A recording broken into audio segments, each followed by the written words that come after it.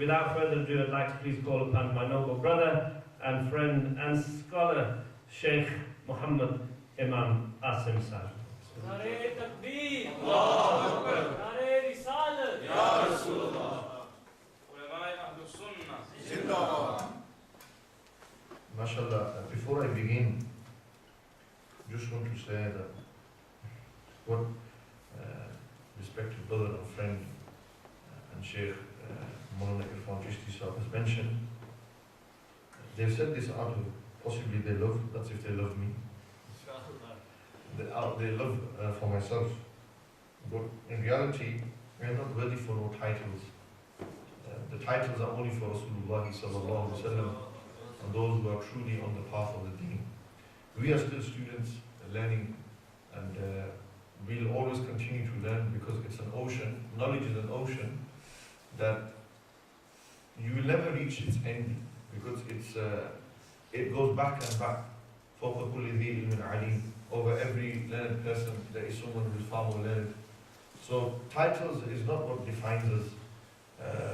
We're not interested in titles. They just come and go. Today you find people that they sheikhs on one hand, and then years down the line that sheikhiyat has gone. For what reason? Because of their own downfall, because of their own mistakes. So we make dua that Allah subhanahu wa ta'ala keeps us in His protection, and that Allah subhanahu wa ta'ala honors us with the sight of seeing Rasulullah sallallahu alayhi wa sallam. Most importantly, that I believe the most important thing for a student of knowledge, one is sincerity. He needs to become sincere. He needs to sincerely study, not to show people that yes, I'm a sheikh, I'm an imam, I'm this and that. Ain't about title, as I mentioned before. If you study for a title, then there's something going wrong. And if you don't see it now, there will come a day where it will sting you. It will come back on you. And you have to be sincere in studying, sincere in everything. Sincerity, ikhlas, is one of the foundations of the foundational principles of tasawwuf, of spirituality. And the people of tasawwuf emphasize ikhlas, become sincere, become sincere. And shaitan, he did not have sincerity, he was insincere. He did not have sincerity, he wasn't sincere to what he was doing. He worshipped for many years, for thousands of years, but in the end, to what avail? Because his knowledge, which is the second point, made him arrogant. If you are studying the deen and it's making you arrogant, then you have already flopped, as I've said. You've already lost it. You lost the battle. Because when shaitan gets you to a high stage, when Allah subhanahu wa ta'ala puts you on a high stage, do you think shaitan's going to stop attacking you? You must be joking, man. The more you begin to practice your deen, the more you practice, the more he thinks, I've got to get him down. I've got to attack him. I've got to make things look good to him. Make the street look good to him. Make cars look good to him. I've got to make women look good to him. I mean, materialism. If he's conquered those desires, the desire of a woman, the desire of materialism, then what does he will still look for a way. He will get into your sincerity. And he will say, look, next man's praising you so well. He's saying, look at him, mashallah, he's a sheikh, this and that. And if shaitan says to you, yeah, you know what, you're a sheikh, man, look, you should think there's something great. You've messed up.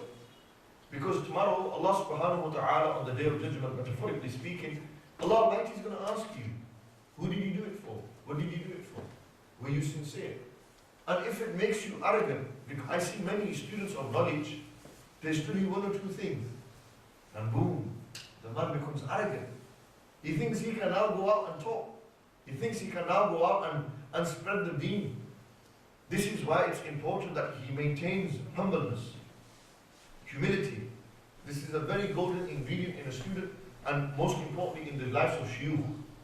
They are humble people, one, and two, they are sincere. And I believe that the fountain that we drink from, Huzur Ziya Ummat Rahmatullahi Ta'ala alayhi, Pir Muhammad Karam Shah Sahab, Rahimahullah Ta'ala, you will know they are my grand sheikh now. Alhamdulillah, I have the honor of saying that. After being bestowed with Khilafah, they are my grand sheikh from Qibla Pizada Sahab side, from their side. And Qibla Pizad Sahab is my teacher who I studied from for 3 years. There is, in both these individuals, these two ingredients. You will find humbleness, and I honestly tell you this because there are current students studying there, there are students who are graduates from there, and they will tell you the simplicity in these individuals.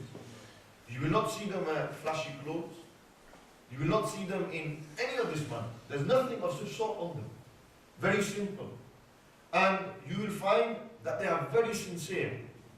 And what is the sign of their sincerity? If you want to know a sincere person, then look at what he has achieved. If you want to judge a person's sincerity, look at what he has achieved.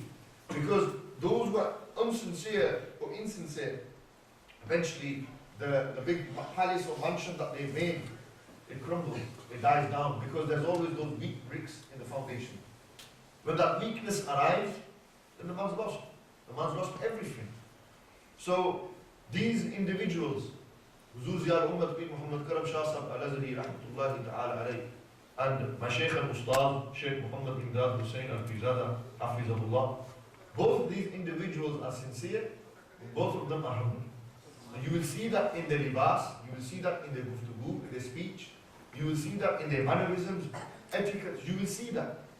And I'm not saying that they're the only shuyukh that are humble. You see, there's many people who will just say, my shaykh, nobody else. Alhamdulillah, anyone who is on the path of the Ahl Sunnati wal Jama'ah, and he does not contradict the teachings of Ahl Sunnati wal Jama'ah, then it doesn't matter in what chain you go, whether you have a Chishti run, whether you have Suhrawardi run, whether you have Naqshbandi chain, whether you have Qadri chain, whether you have Shadri chain, doesn't matter. As long as that chain is continuous to Rasulullah alayhi salatu wasalam, and there is sincerity in that chain, and it's a pure chain, we accept all of them, alhamdulillah. We are not people to start dividing.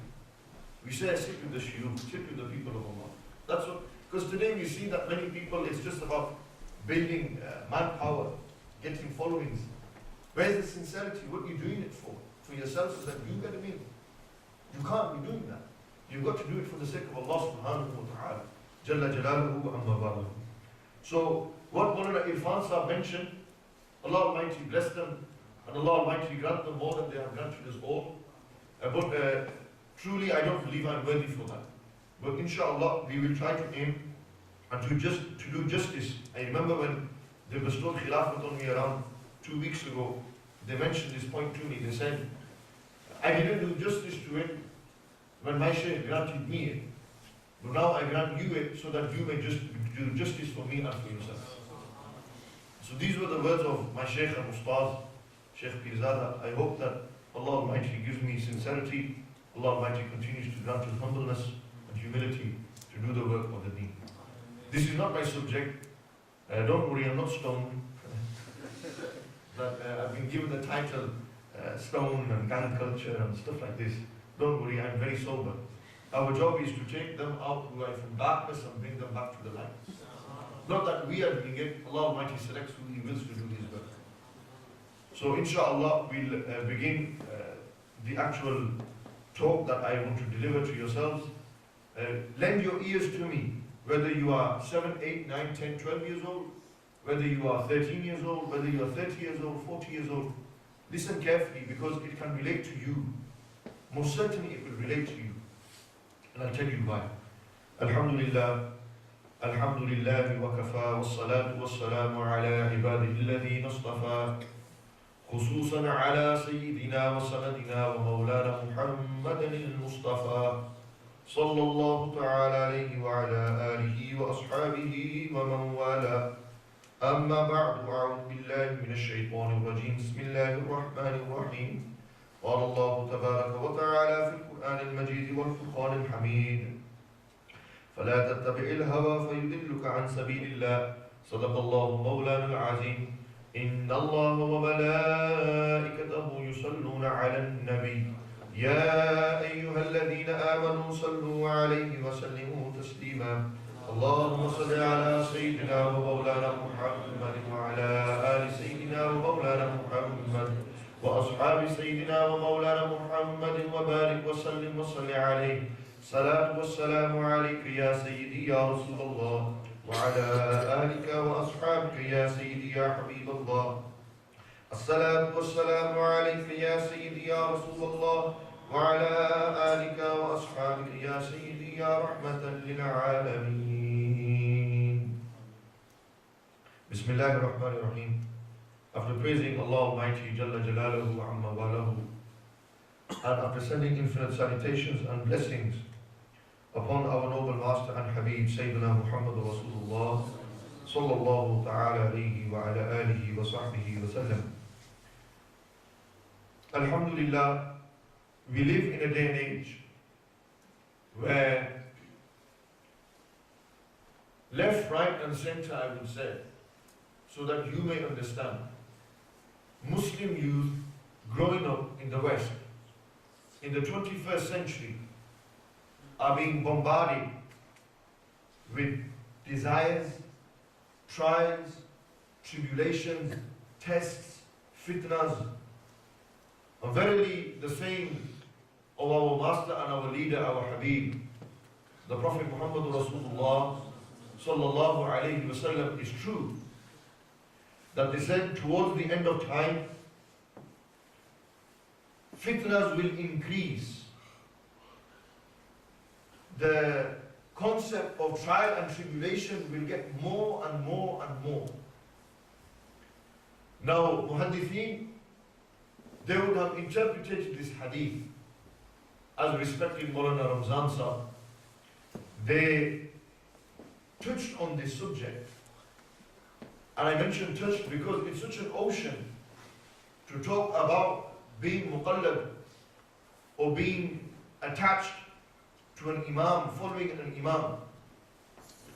And the sayings of Rasulullah sallallahu alaihi wasallam, there's one very famous one that they said, I've been granted 5 things that no one else before me was granted. And one was Jawami al-Kalim. Nabi sallallahu alaihi wasallam said 2-3 words. Literally, 2-3 words. But the meaning was profound. That's why ulama, just a few words, would write volumes upon volumes just on tashreeh, just commentating on that. Nabi sallallahu alaihi wasallam said that my ummah will go through testing times.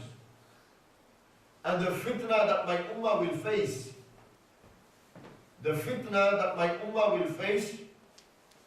will be the fitna of mal and dawlat, money.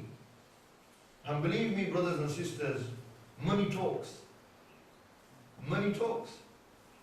We don't live in a day and age, especially in the UK, of rishwat.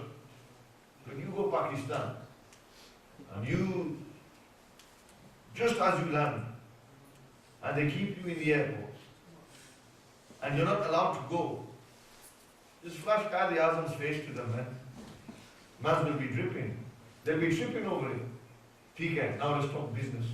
200, 300, mashallah, you can go through. Don't worry about checks.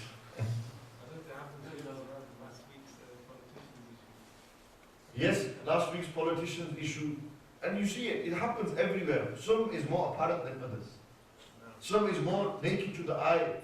Some there is so much lack of haya that they don't care whether the bunyad of the country is pure or not. They don't care. It's all about making money. That's just one example.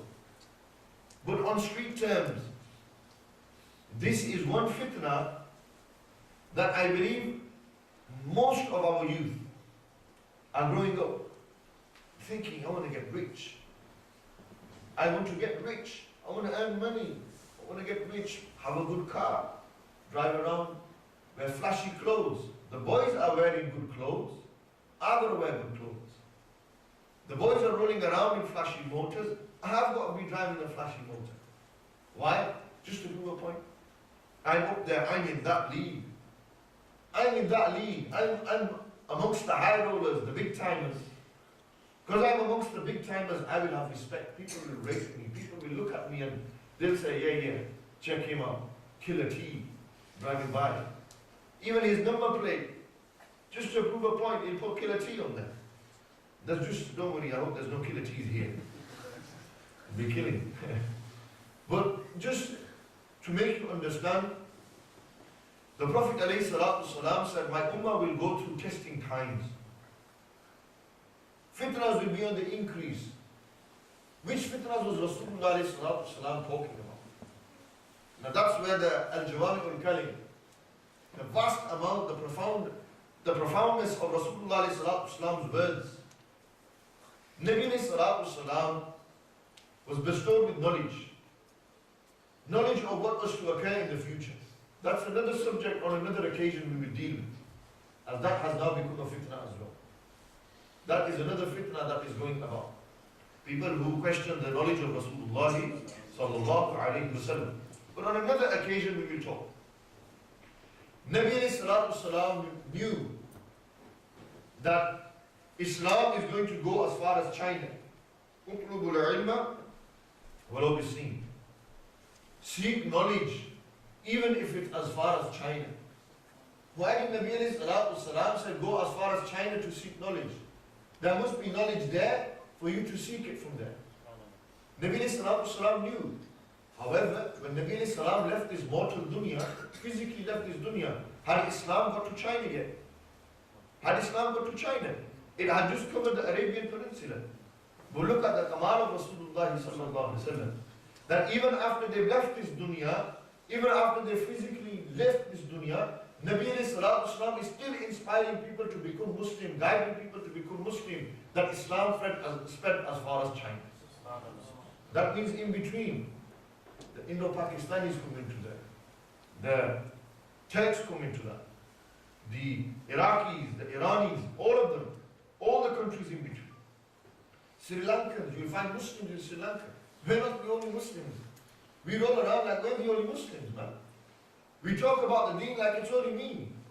This is how sad we have become. This is how lost we are in the dunya, thinking it's all about me. The moment you take the me out of yourself, that's the moment when you will be able to achieve something. But if it's just me, you have to understand there are Sri Lankan Muslims, there are black Muslims, there are white Muslims, there are Africans. Imagine now, just for example, I know in this part of the country, it's very rarely seen. Imagine, for example, an African was to come and read Salah in the Shafi'i way. Oh, Babiya, Babiya. Foreign guy, Babiya. This is Babi, look, where is he putting his hand? Because all you know is what? Wow, the Imam Abu Hanifa rahmatullah alayhi, he said, put your hands below your navel through Sayyidina Ali karamallahu ta'ala wajhahu kareem's code. So, you know, this means that we put your hands. But did you not know Nabi alayhi salam read like this? They put their hands here, they put it above the chest, they put it on the chest, put it below the chest, below the navel. Nabi alayhi salam did this. Now if Nabi alayhi salam did this, then why are we thinking the narrow-mindedness? We have become people who are narrow-minded. It's just, this is my Islam. Islam is not restricted to just me and you. Islam is a religion that's universal, that's been going on for 1400 years plus, and it will continue to go on until the final person that leaves this dunya. Islam is that religion that is wasiyah. It's wide. It's not narrow that we make it. It's narrow to us because that's all we know. That's all we've been taught. We have to become a people now that's accommodating. We can't just stick to one way. We've got to open and widen our horizons. We should be able to take people in. If somebody questions you on your deen, don't immediately go on the defensive. You have knowledge, speak with knowledge. Don't become narrow. Anyhow, Nabi alayhi salatu wasalam mentioned that fitnas will occur. I believe one of the fitnas that we are facing is people have easy access to knowledge. You can go onto Google and you can ask the Sheikh Google, who has sanad from everyone. Yeah? He's got sanad from those who made Google. Wikipedia, you type in a mas'ala. How do you perform wudu? And Sheikh Google has so much knowledge that he will not only tell you what Sunnis tell you, he will tell you what Salafi said, he will tell you what Shia said, he will tell you what Qadiani said, he will tell you everything. That's how much knowledge Google has. Who is in the muqabla of Google? Tell me. Who can compete with Google? He's got that much knowledge Google has. We know what's the danger of Google. He just gives you. You ask him, he'll give you. Ask him to explain. You see, explanation is in the feet of the ulama. You can come to me, I said, brother, read this. You'll say, right. Take it. What's the tasawwuf? Brother, take it. What's the tasawwuf? It doesn't say. Then you realize that to understand what tasawwuf is, spirituality is, you have to sit with the Sufiya. You have to sit with the people who know about it. For example, Maulana mentioned a very good example of car. I ask you, bro, make a car for me. You'll get wooden planks, he'll put a few there, you'll get some wheelies, and mashallah, look, I made a car for you. No, make a car for me, from scratch. You can't do it. Why? Your knowledge is limited. You don't have the knowledge. And if you have the knowledge, you maybe don't know how to apply it. And if you don't know how to, if you know how to apply it, then there's conditions. If this is in relation to a car or medicine or law, that to understand something, you've got to go to the experts. You've got to go to the mahirun, those who are experts in this.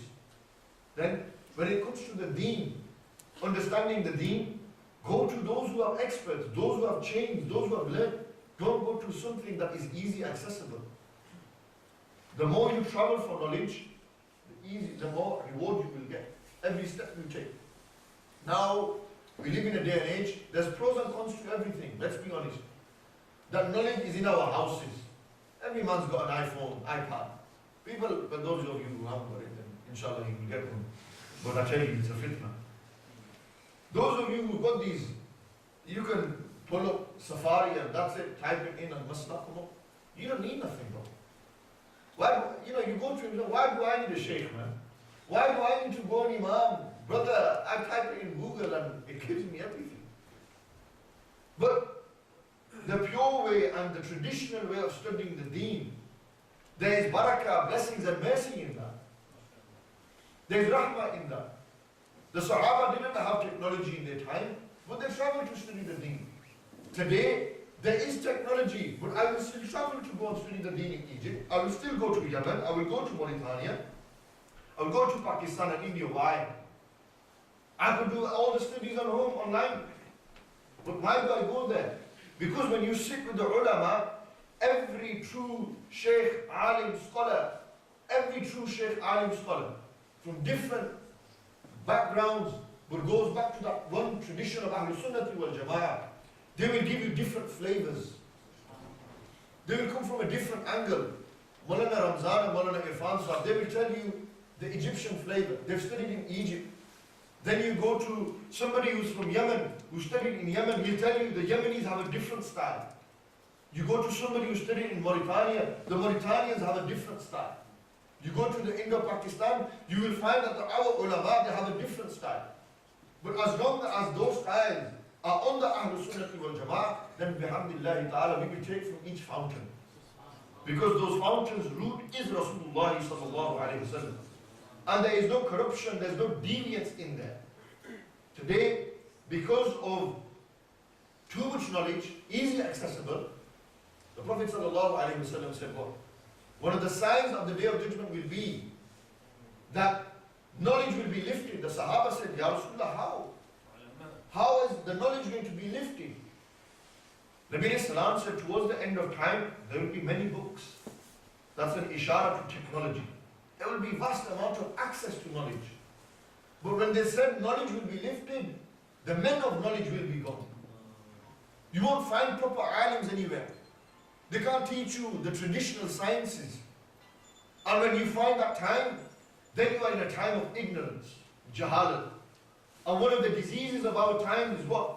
Ignorance. Nobody wants to learn how to read namaz. They'll read namaz, bro, I'm reading. You wanted me to read, now you want me to learn.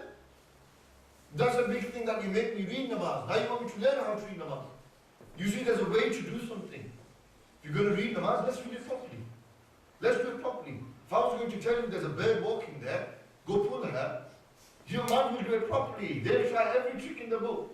They will take Cupid's dictionary out of how to pull a bird. And they'll go there and they'll try the utmost for dunya. If they have to hotwire a car, they'll do it properly.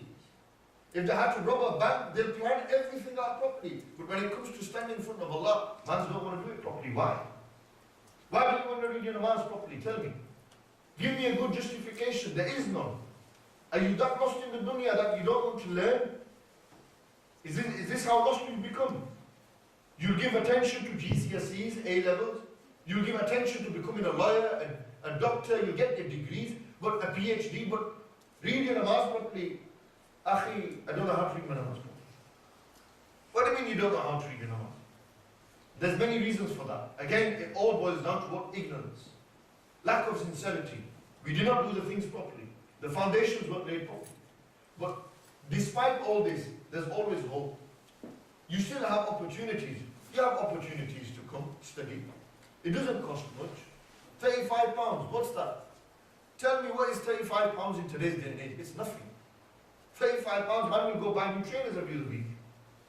People spend that much money on cigarettes now. One box costs £5. If the man's a heavy smoker, he goes through what? 5-6 boxes. Take care. Whether you act on that or you don't act on that, that's another matter. That's when the Ahlul Tasawwuf will help you. But at least know how to read your namaz. So tomorrow, when you do stand in front of Allah subhanahu wa ta'ala, that hurdle you've crossed. You've got your foundation, you've got your basics. So this is why we need to study. The disease of today, there's vast amount of knowledge, but there is no one to teach you this knowledge. And there are people now, we are still in good times. There will come a time when it will get even worse. Can you imagine how much technology will advance? Still, when I will have children, grandchildren, imagine what technology will be like then. Who's seen Futurama? Anyone seen Futurama? The little kid goes here. Futurama, you've seen it, haven't you? In the future, don't worry, we're not going to be turned into one-eyed monsters. Look how it advanced. You've seen those movies, Judge Dredd. In Judge Dredd, Sylvester Stallone goes to sleep, he wakes up and he's living in a new world. Scientific world.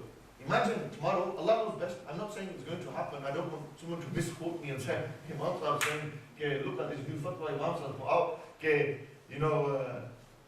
cars will be flying on that. They've already started trying to clone babies, cloning sheep. They're trying to become God now. They think technology has given them everything. No matter how much you try blowing a room, only Allah. You can't reach that level. But the point I want you to understand is, technology will advance. Do you not think iPhone 6 or iPhone 7 is already made? It's just a matter of time and they need to get it out. Do you not think PlayStation 4, PlayStation 5 is already made? It's just for you to do what? Fill your time with amusement. Just to make you chill. Bro, and when you tell somebody, why does he take it offensive? Have you noticed when he tells next man not to do something wrong, or to do something that's lost in the dunya, he takes it offensive. Why? Because he's so used to it. He's been doing it all the time. He's so deep-rooted. For example, I grew up playing PlayStation 1 at that time, 10 PlayStation 2, then PlayStation 3. I went through the era when there was FIFA 4, FIFA 5, FIFA 6, FIFA 7, FIFA 8, FIFA 9, FIFA 10. Then you get FIFA 11, now you get FIFA 12. Does everyone know what I'm on about? Don't say no, because I know you know. I know you know what FIFA is. Call of Duty came, you had 1, 2, 3, now you've got 4 or 5 of them. Look how it's advanced. Throughout the ages, little kids, all day, that's all they do. That's all you do, play computer games. When you're going to grow up and your mum says to you, Putter, computer ban kar, namaz pad. Take your computer off, reading namaz. What are you going to do? Now, the biggest phenomenon is what? Facebook. Everyone's on Facebook. Imagine Facebook collapsed. My life would end, I know that. A lot of my dawah work goes on Facebook. A lot of my bringing the people, the youth onto the deen or trying to inspire them is through Facebook. Through the Facebook page, through my personal account. Imagine it just collapsed. How would I be in touch with Samir from Rochdale? Or Aki from Jamia? How would I be in touch with people? They don't have my number. Imagine Facebook collapsed. Today, Facebook's the biggest country in the world. Everyone's on Facebook. But you can use that in a good way. Today what do people do? They take fake pictures, they put it on there, they make fake accounts, cause fitna, destroy families. You know, there's pros and there are big cons to it as well. And we've got to realize, we've got to understand this. So the fitnas that we live in, technology's advancement, there's pros to that and there's cons. Like in everything, there's good and there's bad. It's how you utilize it. It's in your hand. You choose to do it. But when we do something good, what do we say? All praises to Allah subhanahu wa ta'ala. Never take credit for something good you do. But when we do something bad, it's because of our own doing. It's because of our own hands we've done this. We chose to do that. Any good that comes is guidance of Allah subhanahu wa ta'ala. Anyhow, these are fitnas that we are facing. But I believe a big, massive fitna in our communities, especially Muslims, is the vast amount of people that are resorting to skunk and weed and cocaine and heroin drugs. And the vast amount of people who are lost in the dunya. The times, as well as they're becoming good, if you look on one hand, they are getting worse as well. You kids are growing up in Oldham, and what do you see? Gangsters everywhere. High flyers, bad boys, think they're doing it, driving flashy cars. And you think to yourself, how? Why? And you grow up looking up to them, thinking that's what I want to be. I want to be on that level. I want people to know me just as next man is known. And when you children are growing up, or you lads who are already on that line, what are you achieving? What have you achieved? Tell me. You made fast money, so what? Money's going to stay here. What have you done for the next world, the akhirah? Ask yourself that question. If you was to die now, right now, say the angel of death came, took your soul, what answer would you give to Allah Almighty? What face would you show? Can you put your hand on your heart and tell me, or can I tell myself this, that I am worthy of paradise? My actions are that I will justify. Can we really do that? In reality, if you say yes, if you think so, then turn to that hadith, where the Prophet ﷺ said there was one man who lived for 500 years. He lived for 500 years. He worshipped Allah Almighty, obeyed Allah Almighty, did everything as Allah Almighty said. Then the time came for his death. Allah Almighty will resurrect him. Allah Almighty will say to him, tell me, what did you do? And he will say, I've done all this. Allah Almighty says, go to paradise. Through my mercy, go to paradise. And he will say, no. I don't want to go to paradise through my mercy. I don't want to go to paradise through your mercy. I want to go to paradise through my own actions. What? Account me for my good deeds. Look at my good deeds. Allah Almighty says, sure? He says, yes. Begin. Allah Almighty says, let's begin with your eye. 500 years accountability of your eye. What did you do with your eye? Where were you looking? What did you look at? And at the end of just his eyes, accountability of just his eye, he's already got bad deeds recorded and he's going towards the hellfire. And slowly, one by one, Allah Almighty accounting for his limbs. And Allah Almighty says, if it's according to your understanding and what you want, then walk towards the hellfire. Mafhum of the hadith. But if it's, and he realized that my actions, despite them being the tahajjud and namaz and roza and hajj, in the end, we only rely on Allah's mercy. We do dua to Allah subhanahu wa ta'ala that, oh Allah, through your mercy, grant me paradise. Because if it's my own actions, I'm far from it, man. What have we achieved? This is why we should constantly make dua that, oh Allah, envelope us in your mercy. Put us into your mercy. And sit us with those people who have your mercy. Those people who are sahib barakah, sahib rahmah. They have mercy with them. People with soft hearts. Gangsters want to roll with bad boys. Bad boys don't have soft hearts. How many bad boys will you meet who have soft hearts? They're just cruel. They're greedy. They just want money. I've rolled with gangsters. I know how they think. Don't worry, I'm not a gangster. Before you think Imam Saab's notorious for drugs and alcohol. Don't worry, I've never shot, never smoked it. Don't do that. There's one brother, he goes to me, he says, Master, you know quite a lot about it. Yeah? What do you think? My eyes looking sober. My lips look alright. My nails fine. And you know, he goes, yeah, nobody knows. So, we have to understand that we've got to sit with the people of Allah subhanahu wa ta'ala who have Allah Almighty's mercy. This is why in the Quran Allah subhanahu wa ta'ala said, Inna rahmatallahi qareebun min al-muhsinin. Indeed, the mercy of Allah is close to the people of Ihsan. And the people of Ihsan are the Ahlul Tasawwuf, the people of Tariqah, the people who devoted their entire life to combat their desire, to fight against their desire. How many of us actually fight against our desire? How many of us have fought our desire, fought our mind and got up for Fajr? How many do we do that? This is the real battle. This is what we need to combat. This is for those who are on the deen. Those who are not on the deen ain't practicing. The big battle for you is chill out with good people. Swallow your pride and hang around with someone that you think is Saddam. Some of the bad boys, they don't want to hang around with these lads. Why? Because they ain't on my level. Ain't as cool. It doesn't tick the box. It doesn't look cool. So what if it doesn't look cool? You know, if you understood good company, he does good things. He might not look good, but he does good things. He doesn't do haram. Why don't you sit with him?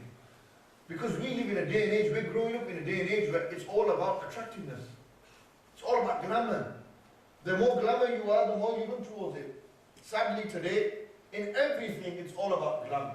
As someone glamorized, I'll run towards it because it's glamorized. Ulama glamorized, I'll run towards it. He's got a name and a chain. This is the world we live in. Glamorous car, yeah, I'll sit with him. The guy's got a flashy house, yes, I'll sit with him. Big house. The man's rolling with money and Gucci watches, I'll roll with him. He's glamorous. Why? Why is it? Shall I tell you an example for glamour? If I really ask you now, one by one, who's your role model? You probably say Messi, you might say Ronaldo, you might say 50 Cent, you might say some pop star, you might say Imran Khan, you might say these things. Why? Because it's glamorous. They look good, they wear good clothes, they look flashy. But the people who don't love glamour, you see, we live in a glamorous day and age. It's all about glamour. It's all about being glamorous. And to be known and recognized, you've got to be glamorous. You've got to have the bling bling. If you don't have the bling bling, man ain't going to look at you. Man ain't going to look at you. That's what happens. So you want to be looked at. You're doing everything for who? Nobody does it for Allah anymore. People do it just to please themselves. And the Quran, Allah Almighty said, what? فَلَا تَتَّبِعِ الْهَوَىٰ. Don't follow your desire. فَيُدِلُّكَ عَنْ سَبِيلِ اللَّهِ. It will misguide you from the path of Allah. And today, the world we live in, the day and age we live in, the fitna that we are going through, everything points to me. There's more mirrors now. There wasn't mirrors in the Prophet ﷺ time. Amazing. Why there's more mirrors now? So you can look at yourself in the mirror and say, yeah, I look stush. I look beautiful. MashaAllah. My hair's out of place, I'll put it in place. Today we spend too much time standing in front of the mirrors, especially our women. I know a lot of guys who do it. He'll wake up 12, 1 in the afternoon, get his clothes ironed, have a shower, have his cup of tea, have food, and then he'll stand for a good 20 minutes in the mirror, just sorting his trousers out. Yeah, look, it looks good. Then you just brush everything down. He spent 20 minutes, a guy will spend 20 minutes looking at himself in the mirror. How does that sound? Tell me. Bro, that's the next level, man. What's happening? You know, what kind of world are we living in? We're living in a world now where the attention has to come back to you. You've got to seek the attention. You have the attention. Oh, alhamdulillah. The moment there's no attention, you think, why there's no friends around me?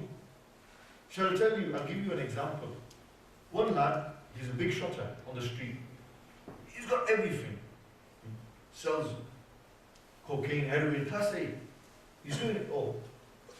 Yeah, he's making money, making serious amount of money in a week. 2, 3, 4, 5, 6K. He's got his own little firm that he runs. Those of you who've been there will know what I'm on about. And eventually, he's doing it. You know, sadly, those who have money, they want to show they have money. So they'll go out and buy the best car, they'll get a big house, not knowing that the 5-0 will have attention on him. He's looking, attention is coming towards him. So despite all this, he's doing it. And one day, the whole world, his little world, comes crashing down on him. The 5-0 have got a big CV against him. Anyone know who Al Capone is? Who was Al Capone? Al Capone was a big gangster in the 20s in America. Well, what did they do? They just monitored him. Surveillance, monitoring. And then in the end, what happened? One of his own men grassed him up. One of Al Capone's own close, consigliere. If you look at the mafia hierarchy, his own consigliere, his right-hand man, grassed him up to the old bed. What happened to Al Capone? He had everything. The guy was in prison. This is how it ends for gangsters. And if gangsters are like this, they don't get imprisonment now. Allah knows best. Allah forgive everyone who's done wrong. For indeed He's the most merciful. Imagine what prison he'll be in the hereafter. He will have a cell that is full of flames. Then what's going to happen? And this gangster, the point I was going to make, or I'm making, is this. When he had everything, he had everyone with him. But when he was getting sent to prison, who came to visit him? He's not attractive no more. There's no glamour about him. Man's in prison, ain't got time to pay him a visit. He's your best friend. At one time, you made him your best friend. You said, he's the man. He's the man who's putting food on my table. That's how it works in that game. You think he's putting food on your table. The one who puts food on your table is Allah subhanahu wa ta'ala. But we live in a day and age where tawakkul decrease, ikhlas decrease, sincerity no. Who do you depend on? Dunya. You've got stress in your life, who do you turn to? Dunya, cigarettes. You don't turn to Allah subhanahu wa ta'ala. Why? Just because you can't see Him. Is it you have to see Him and then who gave you life? Look at your own hands. Some of the greatest signs of the existence of Allah subhanahu wa ta'ala, you can look on your own self. Imagine you didn't have sight. Look at a blind person, you know Allah Almighty exists. Look at trees, you know Allah Almighty exists. Look in the creation, but you still live in blindness. You still live heedless. You don't look around you, you don't care what's happening. It's all about me. And that's how big your world is. It's just me. So we need to get out of that culture. We need to get out of this system, this matrix that we're lost in. The quicker and sooner we get out of the matrix, the better it will be for all of us. And how do you do that? Sit with the people who remember death. Very few to find. How often will you sit down and say, let's talk about death? You never find it, man. You ain't going to find a person who talks about death. That's boring. Let's talk about life. It's all about life. That's the key word, life. You know the Zuhad, who are the Zuhad? Nabi Islam has asked, Ya Rasulullah, who are the Zahid people? People of Zuhud. People who denounce themselves from the dunya, disconnect themselves from the dunya. Nabi Islam described one quality in them. They count themselves amongst the dead people, sit with them. The people of Zuhud, the people who are connected to Allah, they're disconnected from the dunya, though they live in the dunya. What does that mean? That means they walk, they talk, they sleep, they get up, they do everything. But you know their heart, that's with Allah subhanahu wa ta'ala. Their heart ain't connected to the dunya. Our hearts, just for one moment look in your heart, what do you think about the most? What do you actually think about the most? Tell, somebody tell, what do you think about? Your bed, that's if you got a girlfriend. Your family, that's if you're married. You think about your car, you think about dunya. How often have you sat and thought about Allah subhanahu wa ta'ala? Or you've sat and you've thought about Rasulullah sallallahu alayhi wa sallam? Rarely. You think about making money, getting rich. What's the saying? Get rich quick and die hard. Die? Die hard trying or die trying hard? Die trying hard. And you know those who do this, they die hard trying. Do you understand that? You don't understand that, do you? What does die hard trying mean? Their death's always a painful death. And they're trying to get out. You know the people who are of the dunya, those who worship shaitan, worship the desire, what will happen? On the day of judgment, they will say, Ya Allah, they will say in their grave, Ya laytani, woe to me, give me one more chance. Give me one more chance in the dunya. You got your chance. How many chances do you need to make a change? Tomorrow, when it's going to hit you, then what's going to happen? When death is going to be staring in your face and you don't have the opportunity to say, La ilaha illallah, Muhammad Rasulullah sallallahu alayhi wa sallam, what are you going to do? It's too late then. Now it's not late. Now you have a chance. Do your tawbah. What people don't realize is, there's always hope at the end of the tunnel. Especially when you connect yourself to Allah subhanahu wa ta'ala, because He's the most merciful. He's Sattarul Uyub, Ghafarul Zunub. Sattarul Uyub means what? Satir. Sattar means what? The one who, there's no one who can cover your sins more. Sattar means to cover. Sattarul Uyub, you know your defects, the problems you have, He's the one who covers your problems. Jalla Jalaluhu Amma Wali. Wa Ghafarul Zunub. And He's the one who forgives your sins. Don't wrong Allah subhanahu wa ta'ala.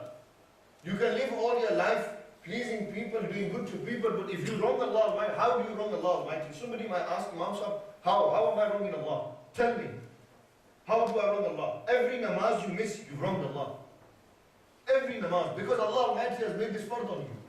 Every fast that you bunk, you wronged Allah subhanahu wa ta'ala. How many times have you wronged Allah?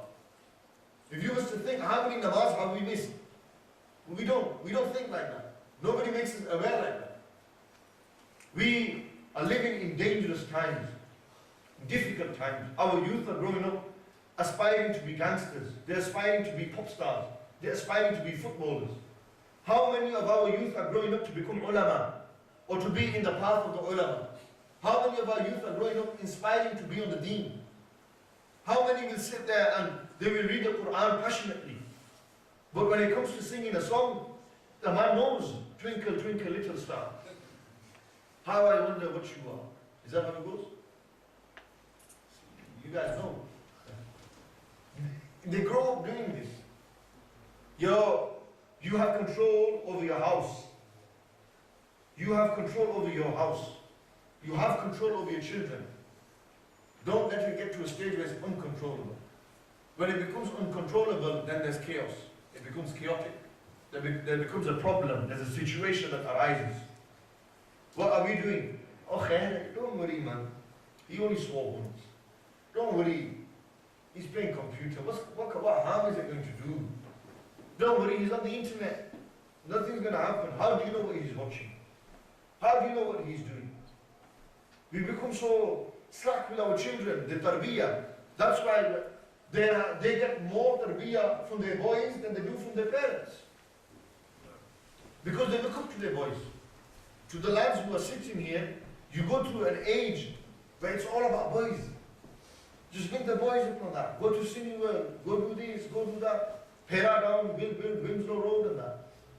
Get a car, he's nodding his head, bumping it like, yeah, Imam Sahib knows. You know I know. But it's true. I feel he's nodding his head because he's saying, Imam Sahib, you're hitting the nail on the head. That's exactly what happens. There comes you see, life is full of phases. Life's a phase. When you're a child, it's all about computer games and sweets. Then you grow up.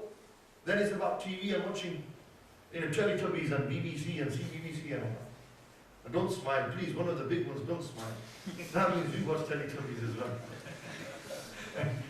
Please don't smile. The Morana was not smiling. That means Morana was watched We had the came out that time. Tinky Winky. They're coming out, yeah. They were at the peak in my time. Now it was slowly. So that's a phase. If you used to go through your life, you have that phase where it's all about TV, and it's all about Teletubbies and CBBCs and whatnot. Then you grow up and you get into school life. You're becoming a big boy now. You're thinking, I'm at 16. And that's it, it's all about me. It's a phase. It's all about pulling a girl, having a flashy phone. Then you go into another phase when you get into uni. Another phase comes. More independence. Oh, Azadi Mili. I'm free now. I didn't know Oldham had a university, man. That's a compliment. And I've seen it, the university campus of Oldham, he said. MashaAllah. They've got a campus in Oldham, so it's not a uni. MashaAllah. Subhanallah. The Oldham's getting big, it's advancing. But we live in London, yeah, it's too big. You know, you were driving up and you were just saying, look, in London, it's fast. You know, you've got to go out to see what life is. You know, some of our people, they just stuck up at home, they don't know what's happening out there. You know, it's like that story of the Dadu. I'll tell you what, do you know what Dadu means in our language? It means frog. You know, frog. You found that? Toad. There was a country toad and there was a village toad. No, a village toad and a town toad, like city toad. Frogs. And this is like a humor story, but it teaches you a big lesson. And what happened was, the man from the city, the toad from the city, or the frog from the city, the Dadu, he landed in the well. And when he landed in the well, he said, where the hell have I got to, man? Oh, look how small it is. And Chara, the one from the village, he goes, right, where are you from? And he says, I'm from here and this, that. He goes, mashallah, I've never heard of that. Then he goes, how big is it? And the country toad goes, how big is it? To the guy who's from the city, the toad who's from the city. And he says, it's huge, beyond your imagination. So he jumps a little bit. He goes, is it that big? Look how narrow it is. Is it that big? He goes, no, it's bigger than that. He goes, is it that big? The fourth, fifth jump he does slam on the well, the wall of the well. He goes, how big can it be? He says, one day I'll show you. So when they got out of the well, both these frogs, and both the Dadus landed in an ocean. That was his well. For one, it was a big ocean. For one, it was just a well. And he said, this is where I live. This is where I live. You've got to get out to see the world. The world is huge. The world isn't just my little house. We have become narrow-minded people. Why is Imam Bukhari so great? He wasn't narrow-minded. He didn't just sit in Bukhara. Imam Bukhari traveled every corner of the earth just to seek hadith.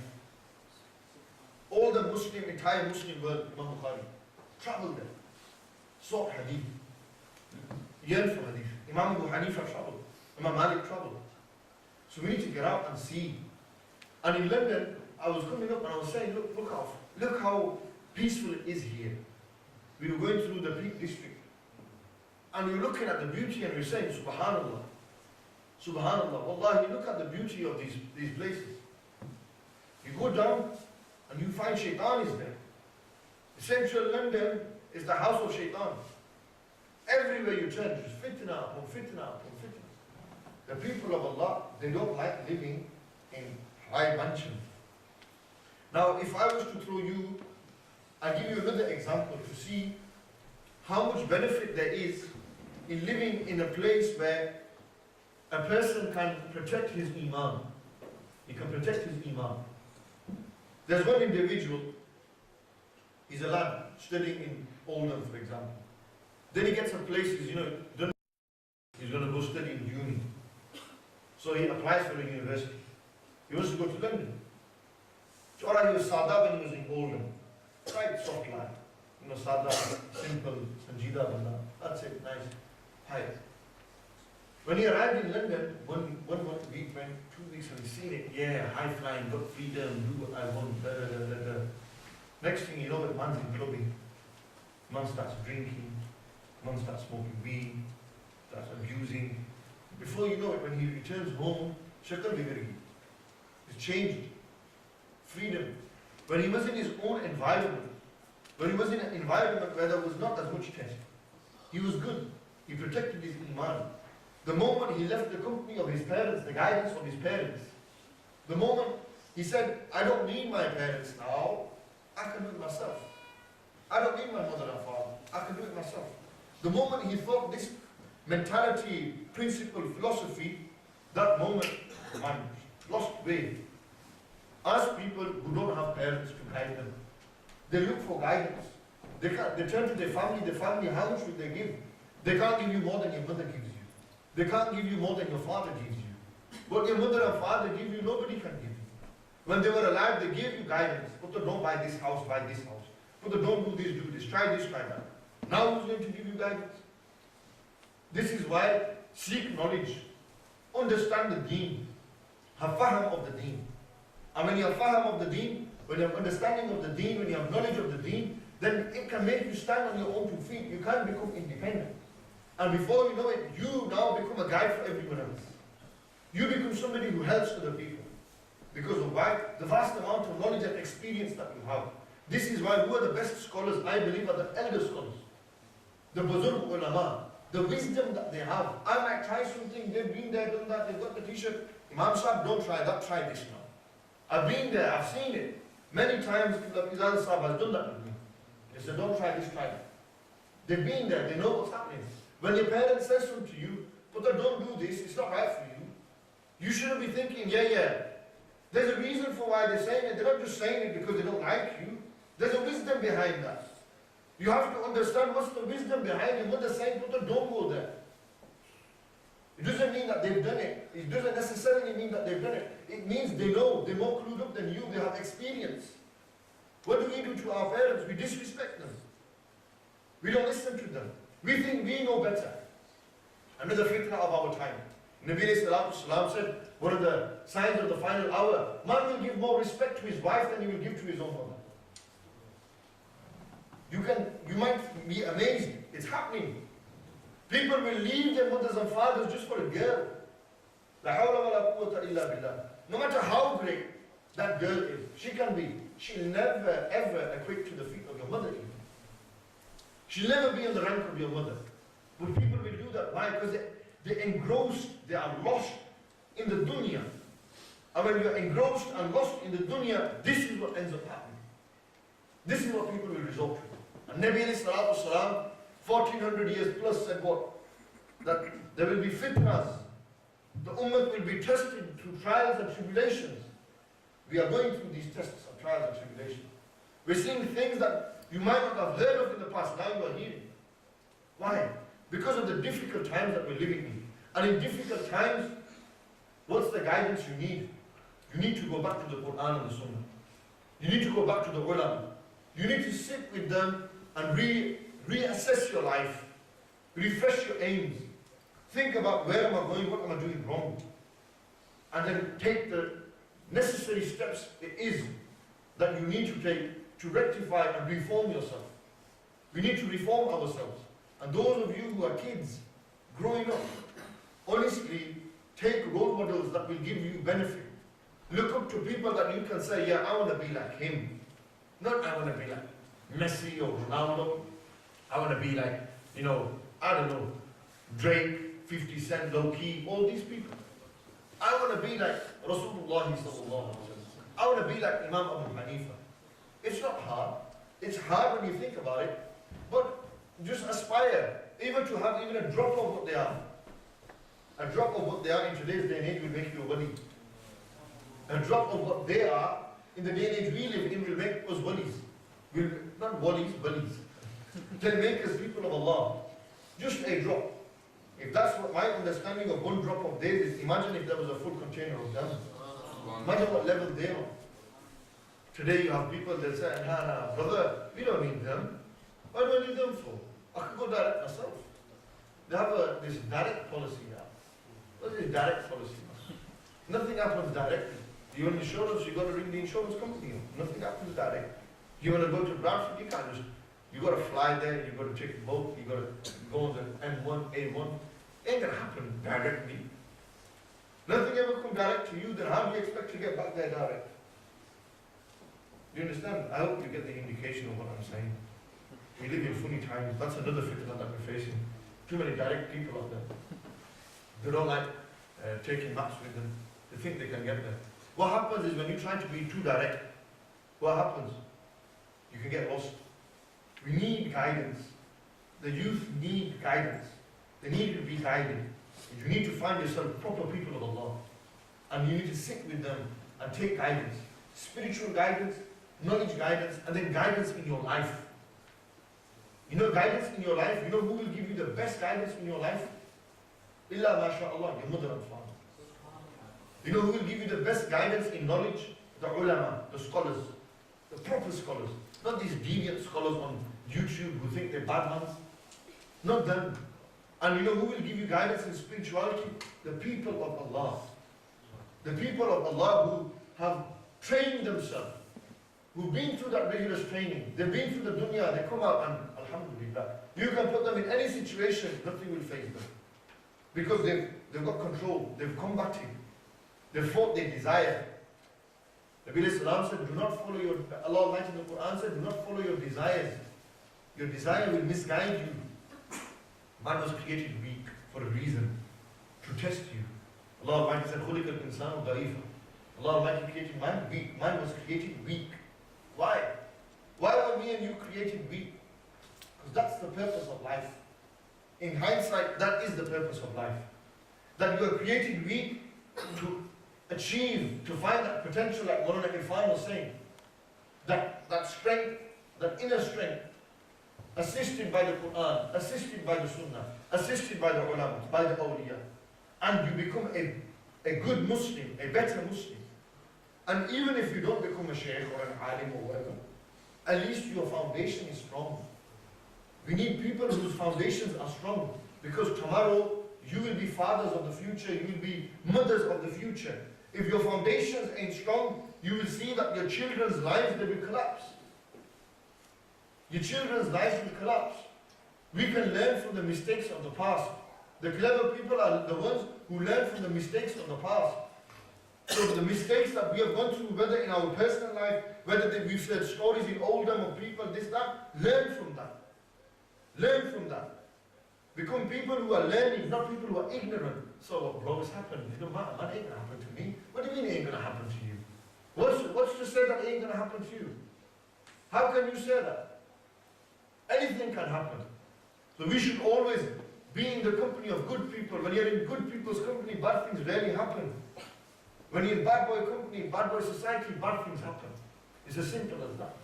May Allah subhanahu wa ta'ala, Jalla Jalaluhu wa Amma Walahu, give us tawfiq to understand what I've said. Inshallah al-Aziz, I will conclude my speech here. If there's any question or answers,